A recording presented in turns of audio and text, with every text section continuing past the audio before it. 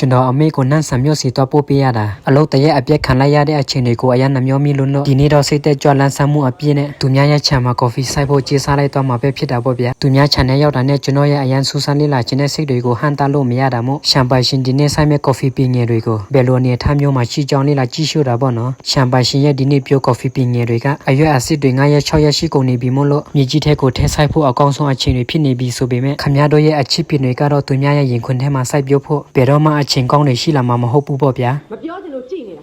ဒီချမ်ပိုင်ရှင်ကသူ့ရဲ့ကော်ဖီပင်တွေကိုအကောင်းဆုံးပုံစံနဲ့အမြဲတမ်းပြုစုပြောထောင်လာခဲ့ပေမဲ့သူ့ရဲ့ဘဝကိုကော်ဖီပင်တွေလိုပြန်ပြုစုပြောထောင်ပေးမဲ့ချစ်သူကောင်းမလေးတယောက်ကိုတော့အခုထိချာမတွေ့သေးဘူးတဲ့ဗျာဒီနေ့ခြံကိုလိုက်လာတဲ့လူတွေကိုစောင့်ကြရင်းနဲ့ရှမ်ပိုင်ရှင်ကတော့တခုခုချက်စားဖို့မိကိုစတင်မွေးထားနေပြီပေါ့နော်လူမစုံတဲ့တာမို့လို့အချိန်တစ်စက္ကန့်အလကားကုန်တော့မှကိုအရန်နှမျောတက်တဲ့ကျွန်တော်ကတော့ရှမ်ပိုင်ရှင်ရဲ့ယနေ့ကစိုက်ထားခဲ့တဲ့ကော်ဖီပင်တွေကိုထပ်မံလေ့လာကြည့်တာပေါ့ဗျာကော်ဖီပင်တွေဟာအရင်နေ့ကစိုက်ထားတာလားလို့တော့မထင်ရပါဘူးဗျအပင်ကအရန်ထွားမြန်နေပြီးအကားအခက်တွေကလည်းပတ်ပတ်လဲကိုဆက်နေပြီလို့ပဲဖြစ်တာပေါ့နော်ကျွန်တော်လေ့လာရေးတွေလို့ရင်လူစုံတက်ဆုံချန်တဲ့အကုန်ရောက်နေပြီမို့လို့ရွာထဲကဘယ်သူဘယ်ဝါတွေပါလာကြောင်းကိုလိုက်ကြည့်လိုက်တဲ့အခါမှာတော့ဒီနေ့ချမ်ပိုင်ရှင်ခေါ်လာတာဟာအပြားတယောက်လေးမှမပါဘဲနဲ့ဥနှလုံးနဲ့အချောင်းကိုရှိကြတဲ့လူတမကြီးတွေပဲခေါ်လာတာကိုမြင်တွေ့လိုက်ရတာပေါ့နော်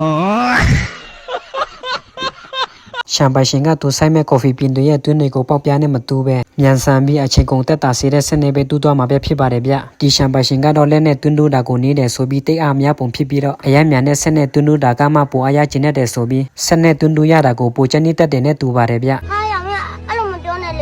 ဒီလူကြီးတွေကိုလည်းကြည့်ကြပါအောင်အလို့တောင်ဘာမှမလုပ်ရသေးပဲနဲ့ရှမ်ပိုင်ရှင်ယူလာတဲ့ပင်းနဲ့တီးကိုအာမနာပဲခွဲစားနေပြီပေါ့နော်ဘယ်လောက်ထိအမြင်မကောင်းလိုက်တာလဲခမရတို့ပဲမြင်အောင်ကြည့်ဗျာကျွန်တော်ကသူတို့စားနေတာကိုမျက်စိထဲမြင်နေရတာအမြင်မကောင်းလို့ရှမ်ပိုင်ရှင်ရဲ့ကိုစားကြားထဲဝင်ပြောပေးမယ်ဆိုပြီးလုတ်ကဝီမပြောပေးရလို့သူတို့နဲ့အတူပေါဝင်နိုင်စားလိုက်တာပေါ့ဗျာ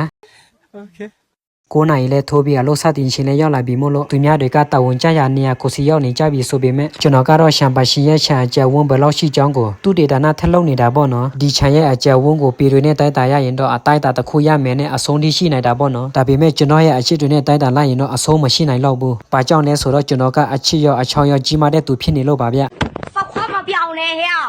ရှမ်ပိုင်ရှင်ခွဲပေးထားတဲ့နေရာနဲ့အစီအစဉ်အတိုင်းတွန်းတူဆက်ကင်ဆရာနှစ်ယောက်ဖြစ်တဲ့အမေရောဝမ်းဆက်ဝတ်စုံမမြမောင်မဟုတ်တဲ့ကိုလာမောင်ကျက်သွေးရောင်အင်ဂျီနဲ့တထေသားပေါင်းပြီးဝတ်ထားတဲ့မမနဲ့သွေးမထင်ရဆိုင်ညီမလေးနဲ့ဆိုရင်ထင်ရဆိုင်မဟုတ်တဲ့ကိုဆန်ဆိုင်ဖြစ်တာပေါ့နော်မျောစာထုတ်ကြိုက်ပြီးအလုပ်ကိုခိုကတ်နေတဲ့ဘာစီလိုနာကွက်ကြနီပြန်တဲ့တယောက်ကတော့အလုံးလုံးတဲ့နေရာမှာလက်ကြောမတင်းလို့ရှမ်ပိုင်ရှင်ကအလွယ်ကူဆုံးတဝန်ခံပေးထားရတဲ့အင်ကမိမပိုက်ဆံကိုရှိတလောက်သုံးဖြုံးတဲ့ကိုဆိုင်ဖြုံးဖြစ်ပါတယ်ဗျ